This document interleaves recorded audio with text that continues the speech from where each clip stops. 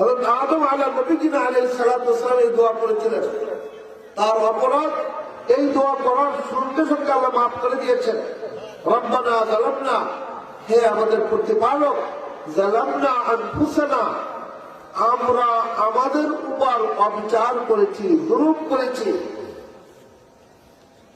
যা করা দরকার ছিল তা করি নাই, গুনাহ করেছি, আপনাকে অমান্য করেছি, নামাজ ছেড়েছি, আপনার হক নষ্ট করেছি, মানুষদেরকে কষ্ট দিয়েছি।